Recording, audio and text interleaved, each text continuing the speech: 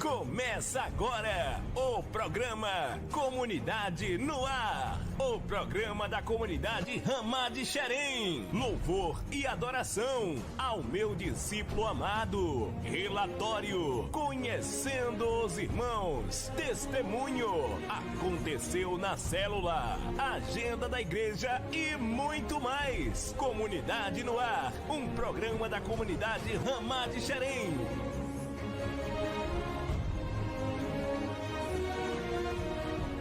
Graça e paz, irmãos. Deus abençoe vocês aonde quer que vocês estejam. Sou o pastor Marcos da comunidade Ramá de Xerém. Nós estamos aqui na rua José Gervásio, número 100. O bairro é Santo Antônio da Serra. É muito fácil de chegar, pertinho aqui da Mantiqueira, tá bom? Bom, todos os domingos, a partir das 17 horas, nosso culto de louvor e adoração. Você é o nosso convidado especial. Às quartas, nosso discipulado, às 19 horas, tá certo? O nosso programa Comunidade no Ar vai ao ar todos os sábados a partir das 14 horas e trazemos sempre um relatório com um pouquinho daquilo que tem ocorrido aqui em Xerém. Hoje eu quero dividir com você 3 assuntos. O primeiro assunto, nós, graças a Deus, estamos evangelizando, alcançando vidas e demonstrando amor pelos irmãos. E esse mês nós tivemos o retorno do nosso irmão Príncipe, o Alexandre, a Lu, esse povo abençoado que nós amamos e queremos muito bem. Eles vieram, estão inseridos lá na célula do irmão Enivaldo, junto com a Priscilinha, o Fran, a Miri, o Léo, o Nilson. E tem sido uma bênção, mais as crianças, né, que estão agregadas ali. E foi uma bênção, uma alegria por completo. Eu me lembro que no final do ano estávamos falando de estar orando para que os irmãos retornem, aqueles que saíram, que se afastaram. E é uma missão nossa, buscar esses que não estavam conosco e que por alguma razão, por algum motivo saíram, né? Então o príncipe, o Alexandre, retornou junto com a Lu, foi uma grande alegria, uma grande festa. Na última Santa Ceia eles foram, estiveram presentes, matou saudade, se alegraram no Senhor, isso foi maravilhoso. Esse é o primeiro assunto, o retorno do nosso irmão Príncipe, que alegrou muito o nosso coração. Segundo assunto, nosso mutirão. Fizemos 4 mutirões esse mês e foi uma bênção. Nós estávamos no primeiro mutirão preparando as paredes, preparamos todas as paredes, raspando, lixando, para deixar o espaço bem agradável. Depois de tratar, segundo mutirão, nós aplicamos o grafiato e fizemos o reparo dos lugares onde precisava, né? Acabamos conhecendo nesse momento o irmão Cristiano. Ele é muito querido, amado, foi uma indicação de uma pessoa que estudou comigo quando era criança e ele veio e fez um trabalho com excelência. Quando você estiver aqui em Xerém, você vai ver que trabalho que ficou lindo. E na terceira e quarta semana, dedicamos à pintura. Nós pintamos, ficou muito lindo, recebemos doação das tintas, foi maravilhoso. A verdade é que Deus tem nos abençoado com irmãos que têm sido fiéis nos dízimos e ofertas, bem como irmãos que têm doado para que a obra siga adiante. A gente que está à liderança acaba tendo encorajamento, nos sentimos mais ousados no Senhor para tomar algumas atitudes de fé, pela fé e avançar. Tudo pelo bem comum de todo o corpo, para que o evangelho seja melhor pregado e as pessoas consigam cuidar melhor umas das outras. O terceiro assunto é exatamente o forro que queremos colocar. Já estamos planejando, fazendo as cotações, sonhando e pretendemos viabilizar esse forro até dezembro, para que em janeiro a gente já esteja colocando no nosso espaço e assim finalizando a primeira etapa lá do local onde a gente reúne. Vai ficar pendente apenas a parte de trás, onde tem a sala das crianças, vai ter o gabinete e também uma pequena cozinha onde nós vamos fazer. E você tem a possibilidade de participar de tudo isso, nos abençoando e também, é claro, sendo abençoado participando dessa obra, onde nós cuidamos de vida, evangelizamos, onde nós ganhamos, onde nós estamos tratando e o Senhor tem sido glorificado em tudo isso, tá bom? Deus abençoe, fique por dentro de tudo que acontece aqui na comunidade, não sai daí não, vamos adiante. Agora sim, com muito louvor, vamos começar louvando a Deus esse programa. Louvor e adoração. A morte vencestes, o véu tu rompestes, a tumba vazia agora está.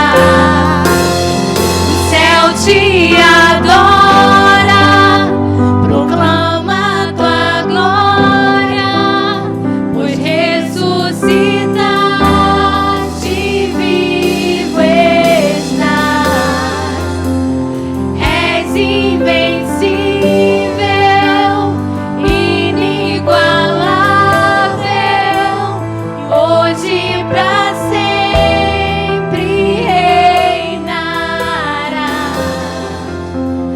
Teu é o reino, tu é a glória, acima de todo nome está.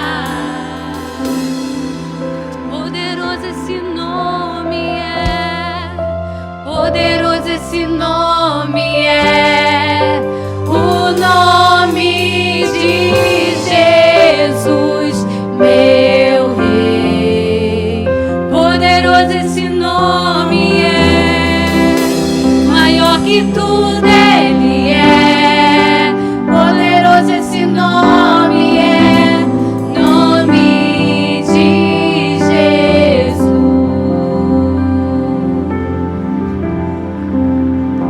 Só tu és santo.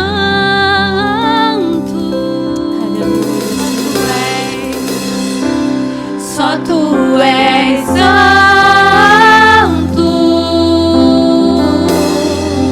Não há outro como tu.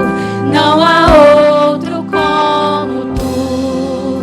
Não há Aleluia. outro como Declara nessa noite que Ele é santo. Não Santo, há outro santo, como santo. Jesus. Somente a Ti, Senhor. Só tu és santo.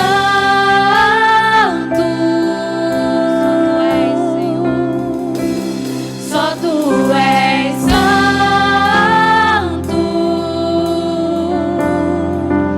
Não há outro como tu. Não há outro como tu. Não há outro como tu. Não há outro como Jesus. Só tu és santo. Só tu és Senhor, venha, Senhor, sobre este santo. lugar, ó Deus. Porque Tu és santo, santo, Não há santo. outro Santo, como santo, santo és Tu, Senhor. Não há outro Aleluias, como. aleluias. Não há outro como tu. Não há outro como Jesus. Aleluia. Ao meu discípulo amado. Aleluia. O nosso Deus nunca falhou. E nunca vai falhar. Porque Ele é a perfeição. Louvado seja Deus. É uma jornada bem difícil seguir ao Senhor. Quem disser que é fácil, eu acho que ainda não conheceu. Porque é muito difícil servir o Senhor. Primeiro que nós temos que renunciar. Renunciar ao mundo. Renunciar a tudo que nos abraça lá fora. Renunciar a uma vida que nós crescemos. Uma cultura, ainda mais a nossa cultura brasileira, que a cultura nossa é ser mais esperto, é se dar bem em tudo, é tirar proveito de tudo e de todos. E o Senhor fala o quê? Que nós temos que deixar essa vida, renunciar à nossa cultura. Às vezes vemos nossos pais se dando bem, e agora nós temos que aprender que o que nossos pais faziam não era certo. Então, não é fácil. Mas Lucas capítulo 15, o versículo 1 e o 2 diz assim: E chegavam-se a ele todos os publicanos e pecadores para o ouvir. E os fariseus e os escribas murmuravam, dizendo: Este recebe pecadores e come com eles. Agora nós vamos lá para o versículo 11. O versículo 11 diz assim: E disse: Um certo homem tinha 2 filhos. E o mais moço deles disse ao pai: Pai, dá-me a parte da fazenda que me pertence. E ele repartiu para eles a fazenda. Poucos dias depois, o filho mais novo, ajuntando tudo, partiu para uma terra longínqua, e ali desperdiçou a sua fazenda, vivendo dissolutamente. E havendo ele gastado tudo, houve naquela terra uma grande fome, e começou a padecer necessidades. E foi e chegou-se a um dos cidadãos daquela terra, o qual o mandou para os seus campos a apacentar porcos. E desejava encher seu estômago com as bolotas que os porcos comiam, e ninguém lhe dava nada. E caído em si, disse: quantos trabalhadores do meu pai têm abundância de pão, e eu aqui pereço de fome. Levantar-me-ei, e irei ter com meu pai, e dir-lhe-ei, Pai, pequei contra o céu e perante ti. Já não sou digno de ser chamado teu filho, faze-me como um dos teus trabalhadores. E levantando-se foi para seu pai, e quando ainda estava longe, viu o seu pai, e se moveu de íntima compaixão, correndo lançou-se-lhe ao pescoço e o beijou. E o filho disse: Pai, pequei contra o céu perante ti, já não sou digno de ser chamado teu filho. Mas o pai aos seus servos: trazei depressa a melhor roupa e vesti-los, e ponde-lhe um anel na mão e sandália nos pés. Que te sirvo há tantos anos, sem nunca transgredir o teu mandamento, e nunca me deste um cabrito para alegrar-me com os meus amigos, vindo, porém, este teu filho que desperdiçou a tua fazenda com as meretrizes, mataste-lhe os bezerros cevado. E ele lhe disse: Filho, tu sempre estás comigo, e tudo e todas as minhas coisas são tuas, mas era justo alegrar-nos e regozijar-nos, porque este teu irmão estava morto e reviveu, tinha se perdido e foi achado. Aleluia. Podeis assentar, meus irmãos?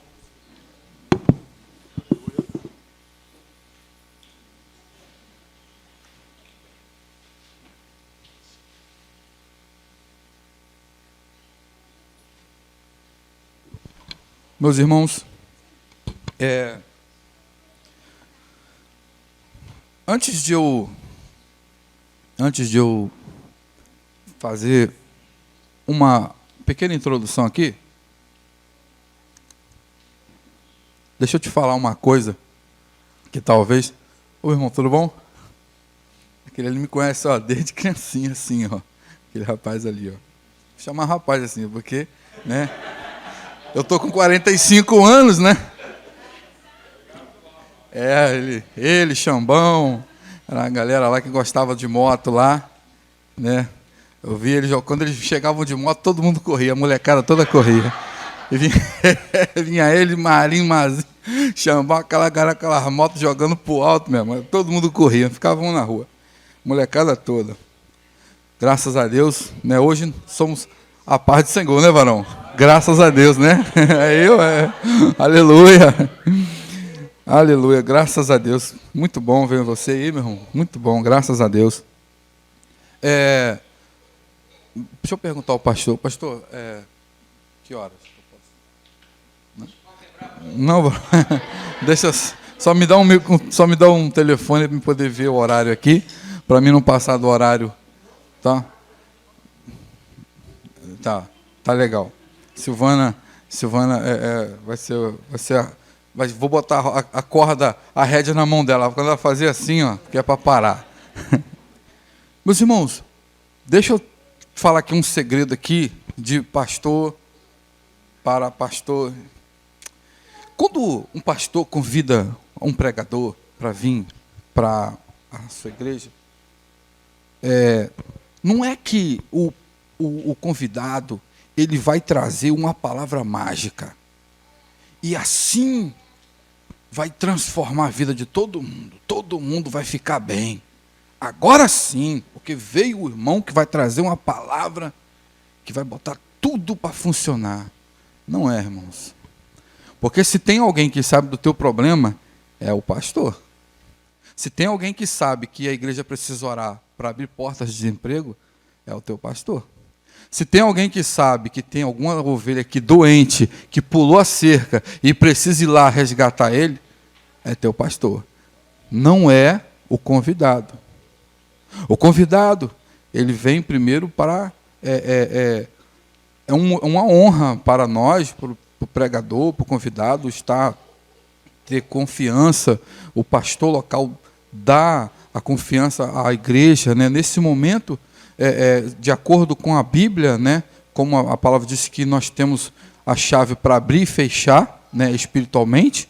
Então, nesse momento eu estou administrando uma igreja que pertence a um pastor, né? Mas isso não quer dizer que o convidado ele tem o segredo.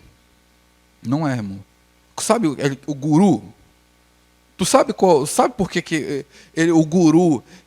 quem se lembra aqui do mestre dos magos? Quando o mestre do mago aparecia, agora sim, só faltava ele. Não, o pregador não é mestre dos magos não, tá? Que vai chegar e vai trazer a solução. Não é, não. Tanto é que o defeito de todo guru, ele aparece, depois ele some, mete o pé. Ninguém vê ele mais. Não era assim que o mestre do mago fazia? Aparecia, dava uma palavra, quando ele virava, cadê o mestre do mago? Ele já tinha sumido. E deixava o povo ali no sanhaço. Então, não vai achando que aqui tem mestre do mago. Não é não, irmão. Tá? Um trabalho de grupo, que foi falado aqui, é um trabalho de grupo.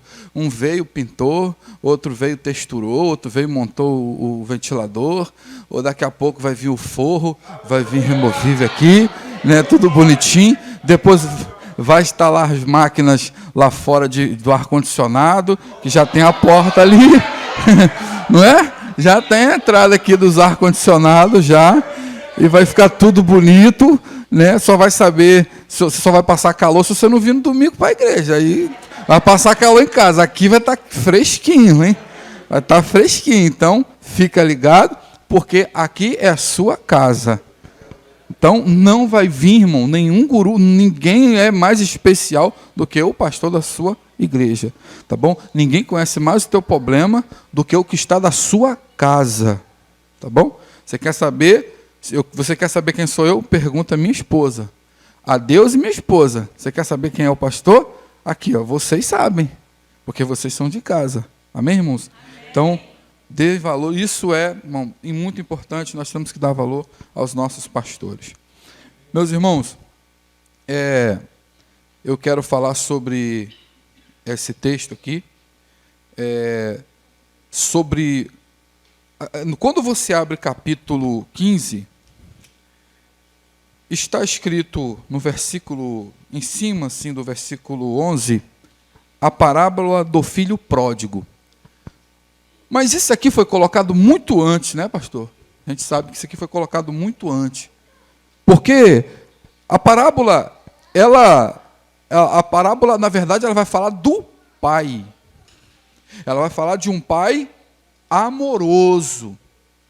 Vai falar de um pai que aguardava o filho. O filho resolveu voltar, mas quem estava aguardando e tinha certeza que o filho ia voltar era o pai. Foi o pai que se alegrou, foi o pai que preparou a festa, foi o pai que correu para encontrar ele. O pai, você vai ver que o pai que avistou ele de longe e saiu correndo e o abraçou. Foi o pai que matou o bezerro para poder comemorar a volta. Foi o pai que deu uma veste. Foi o pai que colocou as sandálias, que deu uma nova roupa para ele. Então, tudo é em torno do pai. Vai se falar mais do pai do que do filho. Do filho vai dizer um filho que era pródigo. A palavra pródigo é aquela pessoa que é gastão, aquela pessoa que não tem economia, né? Um dos seus defeitos foi que ele pegou os seus bens e destruiu, vivendo dissolutamente, nós lemos aqui. Então, tudo vai girar em forma do pai. Bom, meus irmãos, vocês, eu falei isso na escola onde nós ministramos hoje, vocês sabiam que a figura do pai, a figura do pai lá no Oriente Médio é uma figura muito séria.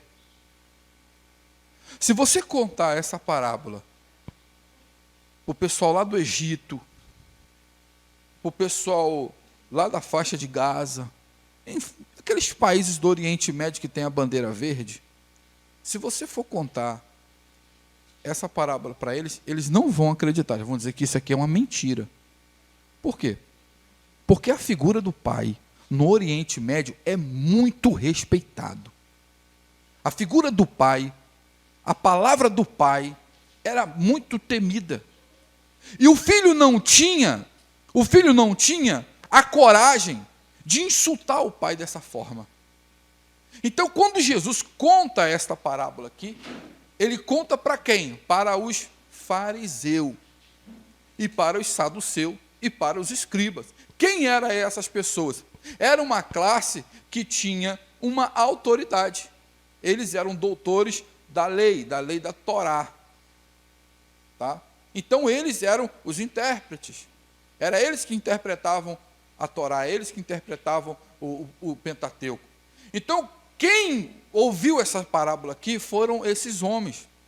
Então, quando Jesus falou sobre esta parábola, eles entenderam. Eles entenderam.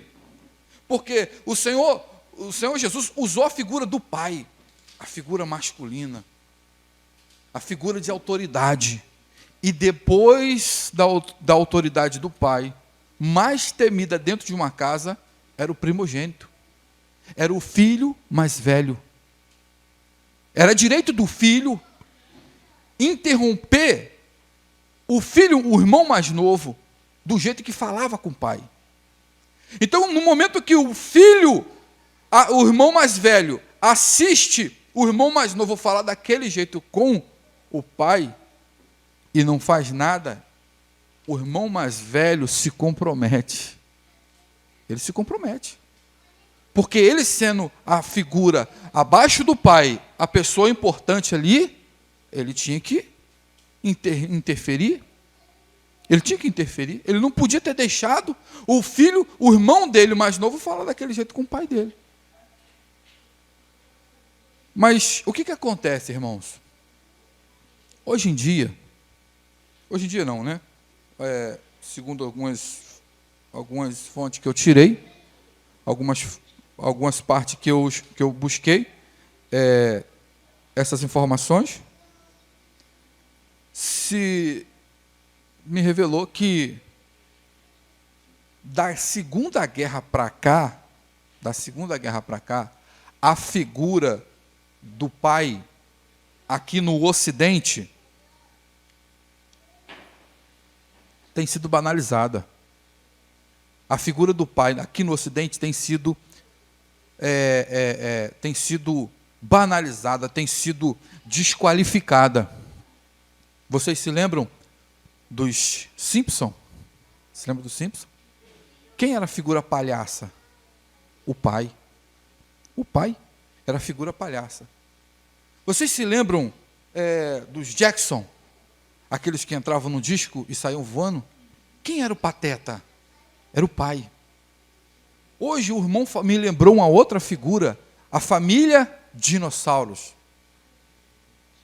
O Dino, o dono, o chefe da casa, o chefe da família, o Dino.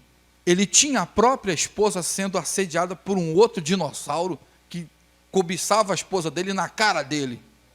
E ele, como um pateta, não fazia nada.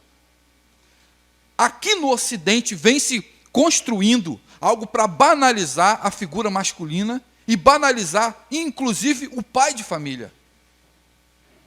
Tirando a autoridade do pai, como esposo, como chefe, como o mantenedor. É claro que muitas mulheres trabalham, minha esposa mesmo trabalha, irmão. Graças a Deus. Graças a Deus, minha esposa trabalha, ela toma conta de um comércio nosso, eu tomo conta de outro, e ela administra um, administra outro. Então, ela é uma figura importantíssima para nós. Qualquer mulher hoje trabalha. Mas há uma luta, irmão. Há uma insistência em desqualificar o pai. uma insistência em desqualificar o pai. E da Segunda Guerra para cá, vem se construindo isso. Os Simpson, um palhaço, um pai palhaço, ou seja, sem autoridade, sem ordem. Então, de lá, da Segunda Guerra para cá, vem se tentando desconstruir tudo que a palavra de Deus, a Bíblia, a cultura judaica, a qual nós também participamos, né, tenta tirar. Então, irmão, a figura do pai no Oriente Médio, ela era a figura central, ela era respeitada. E o filho mais novo não podia fazer aquilo. Também se diz que para que um filho pedisse no Oriente Médio, pedisse uma herança, ele queria dizer que para ele o pai já tinha morrido, porque só se podia pedir herança quando os pais morressem. Era direito dos filhos, mas só depois que o pai morresse. Aí os filhos tinham direito. Mas antes disso não podia. Então se ele pedisse, e olha que os fariseus e os saduceus estavam entendendo tudo. Se ele pedisse, ele estava dizendo assim: pai, para mim tu já está morto. Para mim tu já está morto. Então se você me dá minha herança agora ou mais tarde, não faz diferença nenhuma. Para mim você já morreu. Tipo assim, não tem mais respeito. Então, era um desrespeito, era uma falta de carinho, uma falta de amor, que naquele momento o filho mais novo estava fazendo. Só que com um consentimento também do mais velho. Por quê? Vê aí, por favor, o versículo 12. Se você não fechou tua Bíblia, Lucas capítulo 15, versículo 12. Você vai ver aí. E o mais moço deles disse ao pai: pai, dá-me a parte da fazenda que me pertence. Ponto. E aí vai dizer: e ele repartiu por eles. E ele repartiu por eles. Eles quem? Eles quem, igreja? Então quer dizer que os dois receberam. Os dois receberam. Está aqui. É simplesmente a exegese, que é a interpretação do versículo. Está ali formado nisso, que direito, advogado, ele interpreta a lei. Então ele sabe que na verdade, eu acho que eu estou chovendo no molhado, né, irmão? Porque eu estou aqui trazendo uma exegese sem que tenha um exegeta aqui, né, da palavra. Meus irmãos, então, quando o Senhor conta essa história, quando Jesus conta essa história, essa parábola, antes de ele chegar nessa aqui, que é a conclusão, ele vai contar mais duas, que é da dracma, olha aí, no versículo 8, né? Do versículo 8. Mas você pode, quem está com a Bíblia aberta, que benção, todo mundo está com a Bíblia aberta, que benção. Olha o que diz o versículo 11, diz assim: e disse, bom, se disse é porque tinha alguma coisa antes do versículo 11. E o que tinha outra coisa antes do versículo 11? Era a parábola da dracma. E Jesus vai contar a parábola da dracma. E o que fala sobre a parábola da dracma? Fala de uma mulher que tinha 10 dracmas, ou 10 moedas. E ela perdeu uma. E ela perdeu aonde essa uma? Aonde? Dentro de casa. Esse filho, ele estava perdido. O filho pródigo não estava perdido? Ele estava perdido aonde? Lá fora. E a dracma estava perdida aonde? Só que o Senhor, antes da dracma, ele vai falar do versículo de uma outra parábola, que é a parábola das 100 ovelhas. né? Das 100 ovelhas, que vai dizer assim, lá no versículo 1 do capítulo 15, aliás, no versículo 3, que diz, e ele lhes propôs esta parábola dizendo, e vai falar sobre 100 ovelhas. E a ovelha estava o quê? Uma ovelha estava o quê? Perdida. Ela estava perdida onde? Lá no deserto. Você pode ler aí, que ele vai falar, que ele vai deixar as ovelhas. Versículo 4. Qual homem dentre vós, tendo 100 ovelhas, perdendo uma delas, não deixa no deserto as 99 e não vai após a perdida, até que venha a achá-la? Então o Senhor Jesus, para chegar a uma conclusão, de informar para esses homens que eles estavam perdidos, e eles estavam perdidos igual a dracma, dentro de casa. Diferente do filho pródigo que estava perdido, mas fora de casa. E vai falar também de uma ovelha que ela sabia que estava perdida. Irmão, quem já perdeu o cachorro aqui? Sabe ou não sabe que o cachorro está perdido? Ele sabe, ele pode não achar o caminho de cá, mas ele fica doidinho. O boi, por exemplo, quando ele perde a manada, ele vai buscando no cheiro, até formiga, irmão. Se tu passar um dedo, um pano, onde ela está passando, ela perdeu o cheiro da outra, elas ficam birutinha procurando ali. Sabe que está perdida. A diferença da ovelha é que ela sabe que está perdida. E a diferença da dracma é que ela não sabe que está perdida.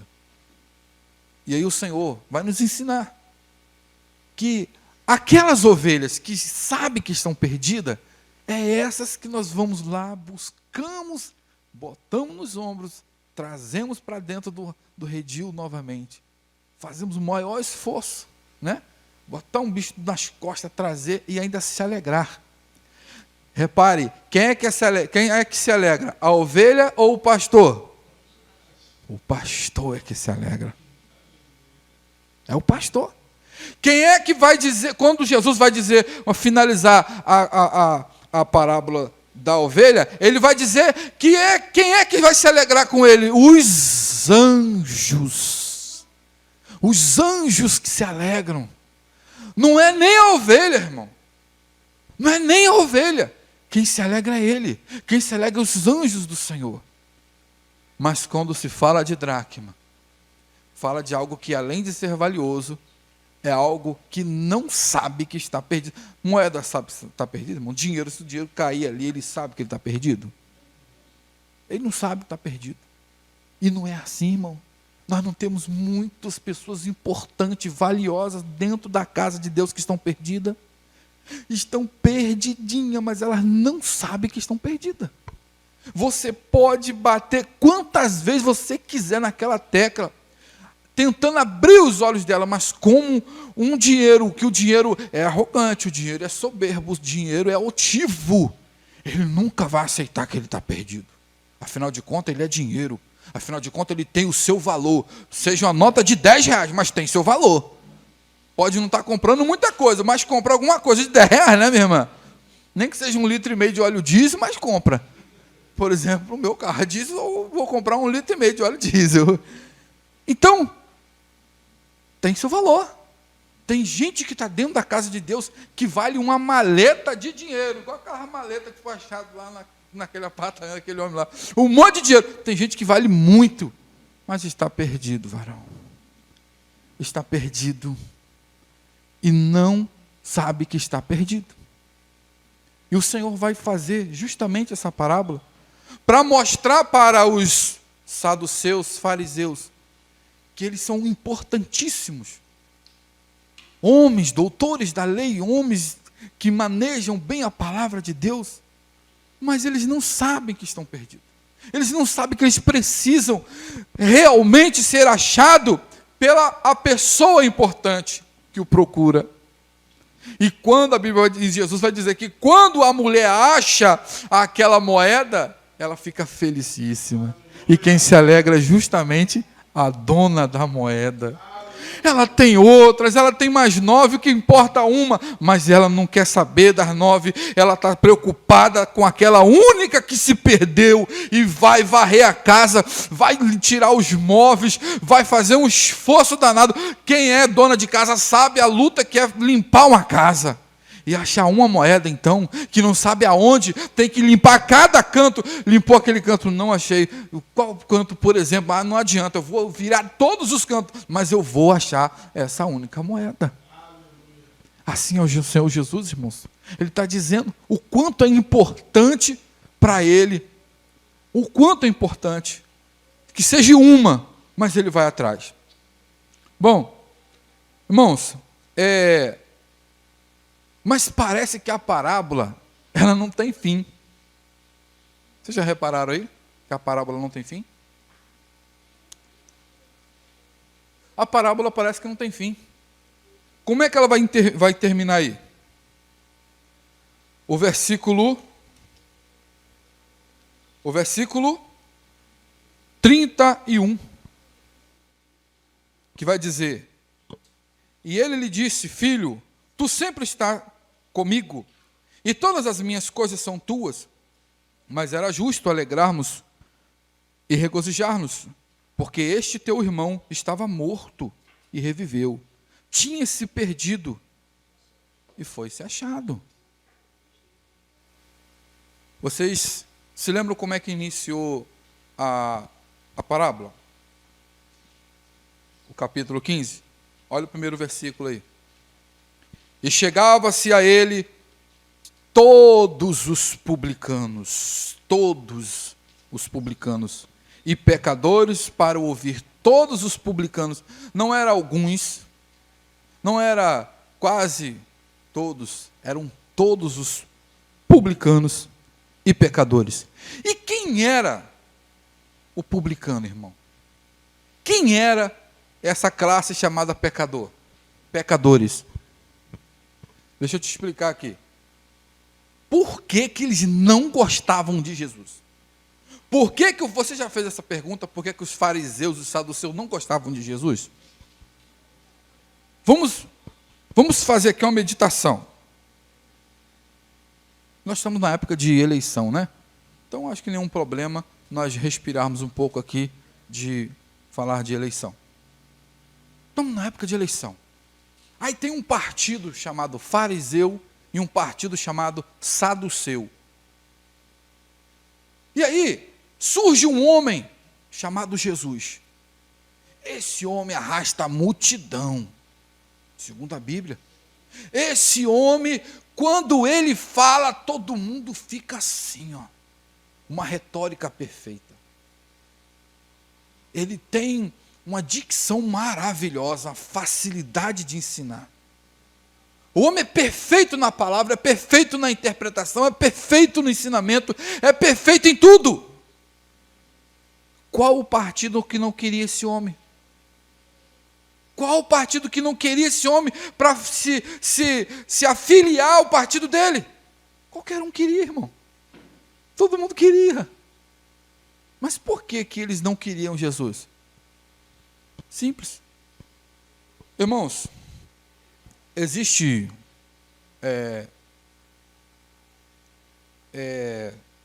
um defeito ou um problema no nosso meio chamado legalismo. Legalismo. E o legalismo, ele já existia na época de Jesus. E esses homens fariseus e saduceus, eles tinham que fazer valer uma classe menor que eles, para que eles se sentissem altos. E eles classificavam essa gente chamada fariseu, essa gente chamada publicano e pecadores menor do que eles.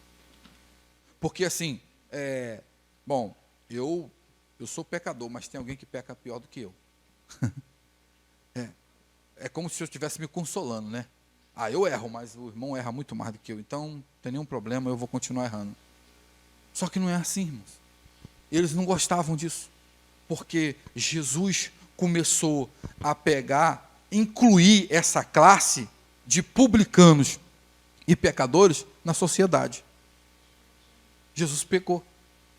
Jesus pegou essa classe e começou a incluir. E isso incomodava eles. Eles não queriam. Tinha que ter alguém para eles apontar o dedo. Tem que ter alguém no chão para falar lá, ó, não sou igual esse aí não, ó. Olha Jesus, olha Deus, como é que eu sou, aquela oração, né, do fariseu. Olha como é que eu sou, Senhor. Eu dou dízimo, dá isso, eu dou isso, eu faço isso. Eu não sou como esse miserável que está aí no chão aí. Enquanto o outro não tinha coragem nem de levantar a cabeça para orar. Não é assim que a Bíblia diz? Que o outro orava assim de cabeça abaixo, né? E falava, Senhor, não sou digno nem de levantar minha cabeça para orar, Senhor. Eu sou muito pecador. Enquanto o outro estufava o peito, enquanto o outro mostrava a sua voz grossa. Tinha que ter, irmãos. Tinha que ter alguém para eles usarem como capacho, para passar por cima, para pisar. Por isso que quando o Senhor Jesus ia curar Maria Madalena, a prostituta, Jesus ia lá defender ela, Jesus ia lá buscar ela, Jesus ia fazer por ela, aquilo incomodava. Jesus entrou na casa de Zaqueu, Jesus curou Zaqueu, Jesus levou a palavra de salvação. Eles não queriam isso, irmão. Eles não queriam isso. Isso não era bom para os fariseus, para os saduceus. Então, quando eles falam que o versículo 1, que diz assim, e os fariseus e os escribas murmuravam, dizendo, este recebe pecadores e come com eles. Mas sabe de uma coisa, irmãos? Sabe de uma coisa? A pessoa que é murmurador, como diz aqui, ó, e os fariseus e os escribas murmuravam. O murmurador, na verdade,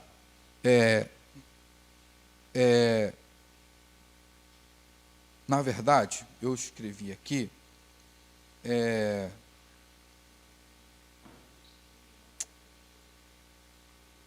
a verdade é que o início de uma insatisfação, o início de uma rebelião, né? O início de uma rebelião vai começar com uma insatisfação. Vocês se lembram? Satanás começou com uma insatisfação. Estava no céu, estava com Deus, lugar maravilhoso, mas era pouco. Ele queria o trono.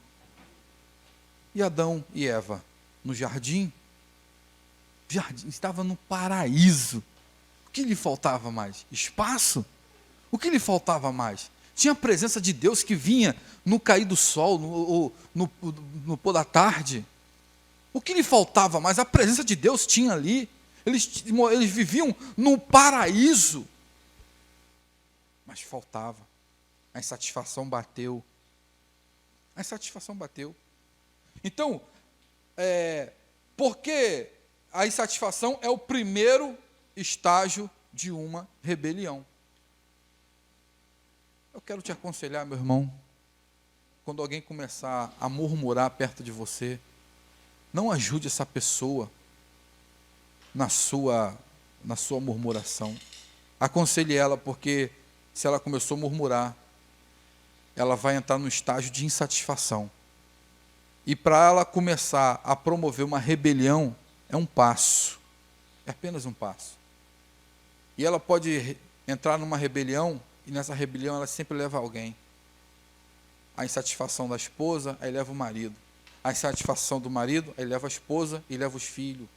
Nós estamos lá com um marido que está orando para que a esposa volte.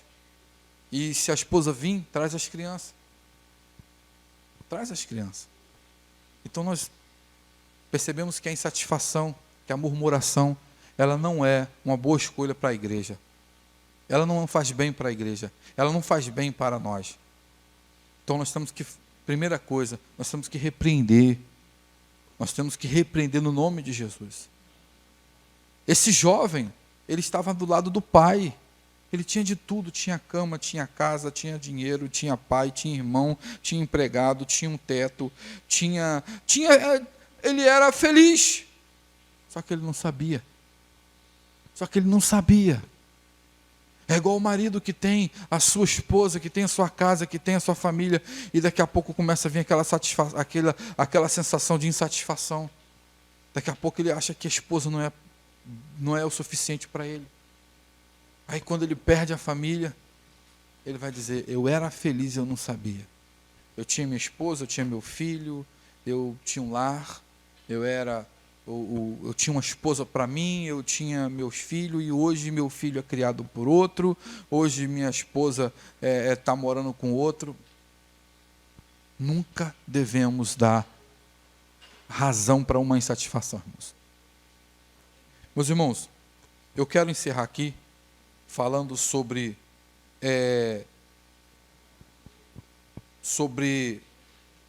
a postura do pai. A postura da pessoa do pai. Por mais que você seja pecador, por mais que você transgrida contra o pai, ele nunca vai deixar de te amar. Pode ser o pior bandido que você viu por aí. Ele pode ter matado 200 pessoas. Mas se ele dobrar o joelho, falar: Senhor, me perdoa. Assim, porque ele é objeto de amor, assim como você, ele também é. E nada que você faça também vai fazer você ser mais amado do que eu. O mesmo objeto de amor que você é, eu também sou. O mesmo objeto de amor que eu sou, você é. Ninguém aqui é melhor perante o Senhor.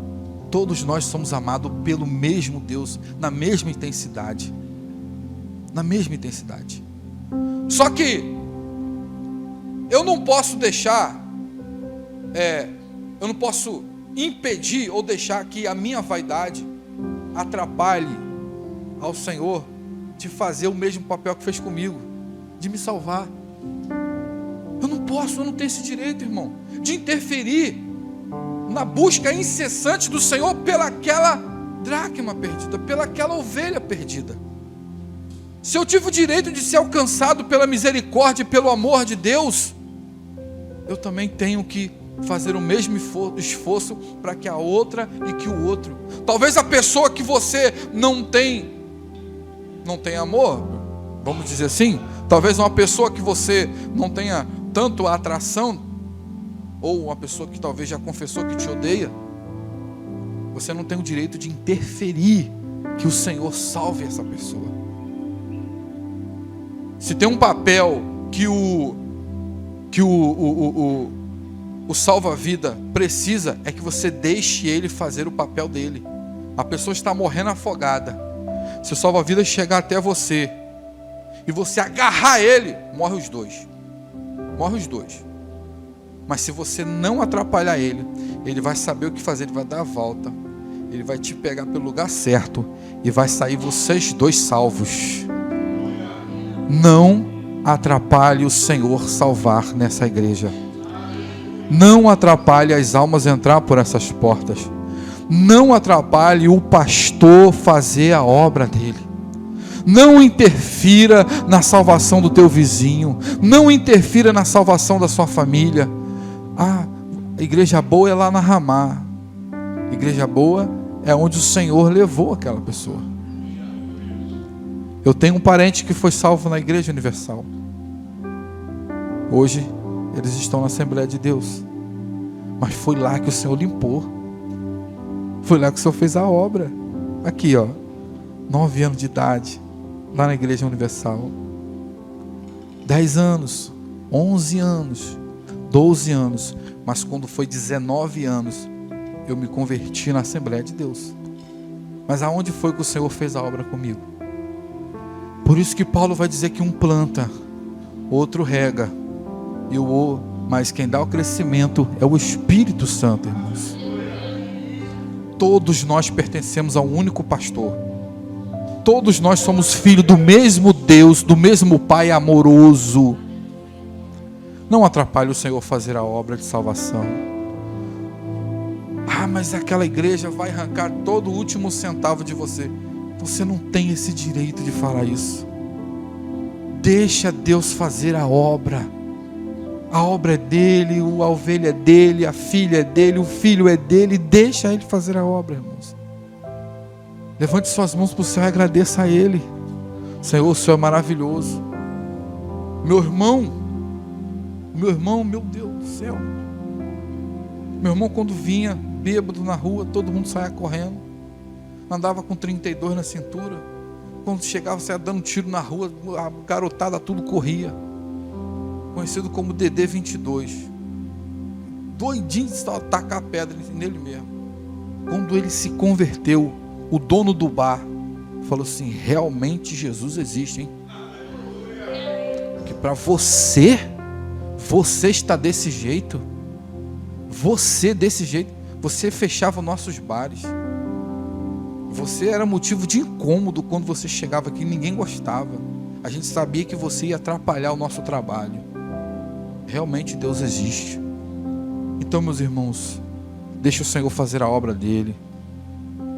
Deixa o Senhor buscar suas dracmas e as suas ovelhas e os seus filhos pródigos que estão perdidos. Amém, meus irmãos? Amém? Vamos pôr de pé em nome de Jesus. Aleluia. Nós vamos orar. Aleluia. Deixa eu fazer uma pergunta aqui. Quem aqui é dracma? Quem aqui é ovelha perdida? Quem quer vir até aqui na frente e receber uma oração? Quem quer fazer uma aliança nesta noite com o Senhor Jesus? Quem quiser, pode vir até aqui na frente. Nós vamos orar. Quem quiser fazer uma aliança com o Senhor, quiser renovar o seu pacto com o Senhor, quiser renovar a sua aliança com Cristo, o Senhor como teu Salvador, vem até aqui na frente. Nós vamos orar. Não podemos demorar muito, pois nós já estamos acima do horário. Amém? Vamos orar em nome do Senhor Jesus. Pai eterno, Pai amoroso, Pai santo, muito obrigado. Grande é, Senhor meu Deus, o seu favor por cada um de nós, Senhor. Grande é o seu milagre por cada um de nós, Senhor.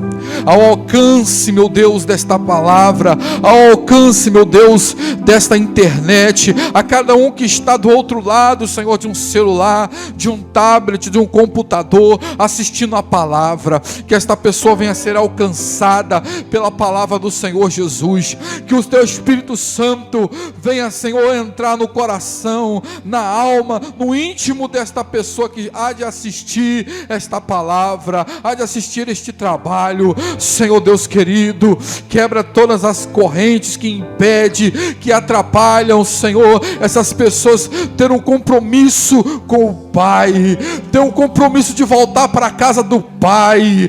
Em nome do Senhor Jesus, nós declaramos, Senhor, Pai, estes celeiros, as ovelhas perdidas voltando. Nós declaramos no nome do Senhor Jesus, os filhos pródigos voltando para os braços do Pai, para esta casa. Nós declaramos em nome do Senhor Jesus, as dracmas perdidas, que estavam perdidas, sendo achada e sendo comemorada e alegrada juntamente com os anjos e esta igreja. Assim nós cremos no teu poder, assim nós cremos no teu agir, em nome do Senhor Jesus, em nome do Senhor Jesus. Relatório. Amém. A paz do Senhor, igreja.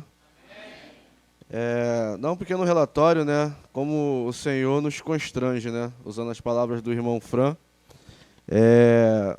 Nós colocamos no nosso coração, há um tempo atrás, eu fiquei meditando, Marcos, nesse último sábado, né, ontem, lembrando lá do passado, quando tudo começou, e vendo que o Senhor coloca pessoas estratégicas no nosso caminho, né? E a comunidade Ramá, em Xerém, ela teve várias vezes à beira de um fechamento. A gente estava lembrando disso com tristeza, mas com muita alegria também em alguns momentos, porque alguns irmãos fizeram parte disso. O Marcos comentando que o momento que perdemos um espaço e os irmãos com a fidelidade alugaram outro espaço e convidaram: Marcos, vamos reabrir a igreja. Os momentos que passamos lá na casa da Daiane, né, perdemos o espaço novamente, aí colocou o irmão estratégico, né, que foi o Romão e a Daiane, que passamos um tempo lá, lembrando de pessoas que vivem dependendo de um respirador, né, que aí você bota aquele arzinho, a pessoa vive mais um pouquinho, aí vive mais um pouquinho, aí vai, aí bota o irmão, a Daiane, o Romão, Depois a loja lá lá embaixo no Barreiro, né, Marco? Barreiro. E agora aqui no nosso espaço, né? Eu fico muito emocionado porque nós que estamos desde o início, cavando buraco, cavando poços, e conseguir chegar nesse momento. Muitos nem acreditavam, né? Que, pô, naquele barranco vai ter alguma coisa, como é que pode? E a gente conseguir atravessar o rio, fazer uma ponte, conseguir hoje estar aqui pela honra e glória do Senhor. E está sendo pouco a pouco. Eu lembro também do irmão Edson, que está lá em Portugal hoje, que colocou no coração dele o desejo de fazer os mutirões. Como aquele irmão nos alegrava. Que ele falava assim: irmãos, vamos fazer o mutirão sábado. Eu falava: Edson, não temos nada, cara. Vamos fazer o mutirão com o quê? Não tem cimento, não tem areia, não tem nada. Ele chegava aqui, que ele era mais animado, né? Botava no grupo: ó, irmão, precisando de areia, cimento. E os irmãos vinham contagiados com aquela alegria e sempre fazia alguma coisa, né? E não foi diferente.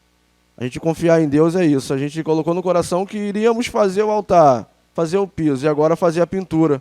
E Deus tocou no coração de alguns irmãos que foram fiéis. Uns doaram dinheiro, outros foram fiéis com dízimo e ofertas, outros doaram tinta, outros doaram massa, e cada um doando um pouquinho, outros doaram o seu tempo, muitos oraram. Ah, irmão, eu não posso dar nada porque eu estou passando uma dificuldade, irmão. O que você pode doar é oração, joelho. Né, eu acho que isso é mais importante, até mais do que qualquer outra coisa. Se você está orando por nós, está orando pela igreja, está orando pelo templo, Deus vai te abençoar ricamente. E aí aconteceu. Colocamos aqui no coração 3 finais de semana, e Deus é tão fiel que Ele faz as coisas do mínimo detalhe. Né? Colocamos um final de semana para preparar, um final de semana para grafiar e um final de semana para pintar. Não aconteceu da forma que nós colocamos, né? Mas aconteceu, porque no primeiro final de semana viemos e preparamos. No segundo já não deu certo, porque os irmãos queriam vir para grafiar, um deu problema de um lado, deu problema do outro, cancelamos o mutirão. Mas Deus enviou uma vida. Eu conheci ele ontem, um irmão que estava aqui tocado, né? E pudemos abençoar ele por 3 dias de trabalho. Ele estava 15 dias parado. Ele falou: irmão, caiu do céu essa oportunidade. Se nós tivéssemos feito da nossa vontade na semana passada e colocasse 2 pintores aqui para fazer uma semana, não teríamos abençoado esse irmão que estava aqui tocado ontem, falando comigo assim: pô, Deus é fiel. Estava parado há 15 dias e a igreja vai abrir as portas para me grafiar. E o cara é um baita profissional, né? Então Deus faz as coisas no mínimo detalhe. Nos abençoa, a gente abençoa outros e assim vai fazendo, como o irmão fala, né? A obra de Deus, ela está em movimento, ela não pode parar. E contamos com os irmãos, amém? Testemunho. Olá, gente, graça e paz. Eu sou o Marcos Paulo, esse é o meu irmão Roberto, lá do bairro Vona. Que bênção recebê-lo aqui. Isso aqui é bênção na nossa vida. E ele estava falando que está nos acompanhando já há algum tempo, né, irmão Roberto? Lá do Barreiro, lá. Desde a época que estávamos no Barreiro, né? Barreiro, é. Aí agora a fundação aqui da igreja, aí eu vim visitar hoje aqui, isso aqui está uma benção. Está uma benção. Que Deus continue abençoando. Amém, em nome de Jesus. Mas ele me falou que ele pegou aqui a obra, vendo lá a fundação, do início, acompanhou essa obra, são 7 anos de obra. Você acompanhou desde da fundação? É, desde a fundação. Foi braba e vocês aí caindo dentro do mutirão. E agora essa benção aí, Deus vai continuar abençoado em nome de Jesus. Em nome de Jesus. Hoje nós estamos aqui no mutirão da Independência, 7 de setembro. Estamos orando pelo Brasil, pela nossa nação, mas estamos também trabalhando para construir um futuro melhor, abençoar a vida dos irmãos. Estamos hoje aqui com o nosso irmão que está nos ajudando aqui também, passando o grafiato, em breve estaremos pintando. Queremos convidar você para participar conosco aqui. O nosso endereço é Rua José Gervásio, número 100. Essa rua fica aqui no bairro Beira Serra, em Santo Antônio da Serra, Xerém, Duque de Caxias. Você é o nosso convidado especial. Todos os domingos, às 5 da tarde, nós estamos cultuando o Senhor aqui. Irmão Roberto vai vir no nosso aniversário com certeza. Aniversário de 17 anos aqui no bairro, trabalhando para o Senhor. Estarei presente. Amém. Quer deixar uma palavra aí para esse pessoal que está nos ouvindo, irmão Roberto? Que Deus continue abençoando todo mundo aí que está ouvindo esse áudio aí. E amém. Amém. Tá bom. Obrigado pelo carinho, meu irmão. Amém. Deus abençoe você aonde quer que você esteja. Tchau, tchau. Aconteceu na célula. A minha devocional fica no Salmo 116, 12. Que darei eu ao Senhor por todos os benefícios que me tem feito. Como hoje é meu aniversário, né? Hoje é aniversário da Natália também. E de muitas outras pessoas que devem estar comemorando também, né? O aniversário, o nascimento, morte também, né? Assim, porque muitos nascem e muitos morrem, né? Então, eu tô com saúde, a minha família tá com saúde, meus filhos estão com saúde, meus amigos, né? Que são vocês, minha família, também em Cristo, estão com saúde. E isso é muito importante. Então, o que a gente vai dar para o Senhor por todos os benefícios que Ele tem feito pela nossa vida?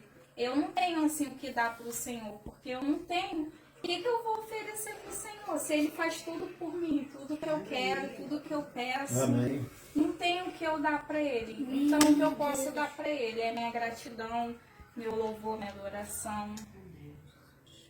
E é isso, gente. Amém. Agenda da igreja. Olá, boa tarde. Eu sou a Cristiane, da comunidade Ramá em Xerém, e gostaria de estar convidando vocês a estarem participando de nossas redes sociais: Facebook, Instagram e YouTube. Ramá Xerém, não se esqueça. Curta, comente, compartilhe.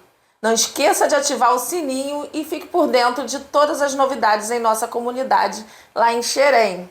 Ramá Xerém, não esqueça, anote. E agora, gostaria de deixar registrado aqui o agradecimento que temos pelos irmãos que participaram dos nossos mutirões para a pintura do nosso templo.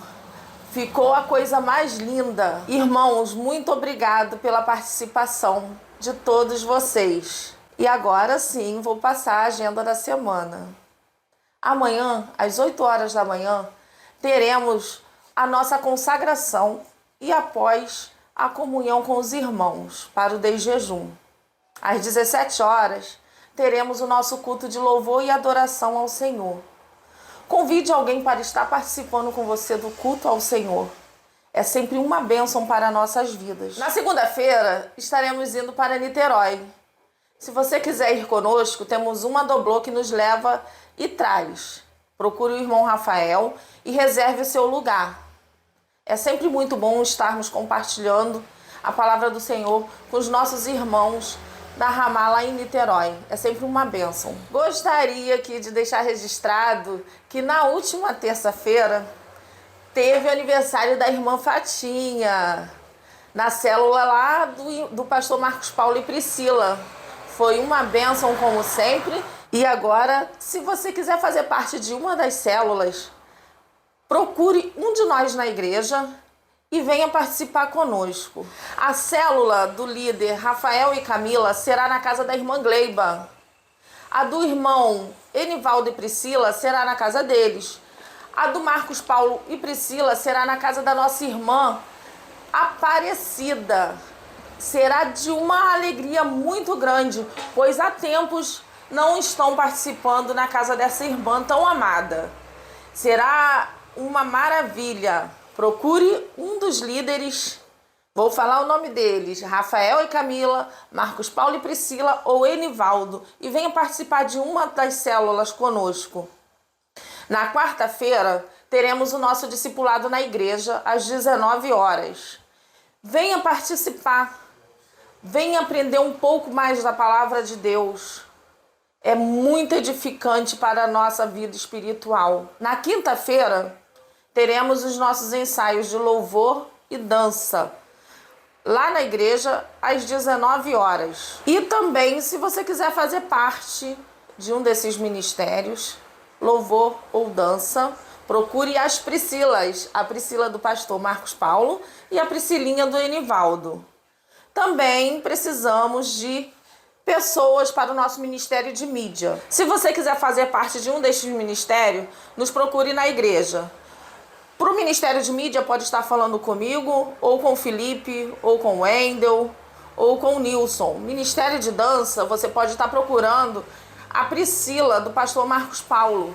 E o louvor, você pode estar falando com a Priscila do Enivaldo. Na sexta-feira, teremos o nosso momento de oração e intercessão com o irmão Aloísio e a irmã Almerinda. Nossa igreja está localizada na rua José Gervásio, número 100, Santo Antônio da Serra. Nos procure, venha participar. Até a próxima. Um grande abraço e fiquem com Deus. Visite a comunidade Ramá de Xerém, Rua José Gervásio, número 100, Beira Serra, Xerém, CEP 25.253.605. Reuniões, domingos, às 17 horas, quarta-feira, às 19 horas. Disse Jesus, eu sou o caminho, a verdade e a vida.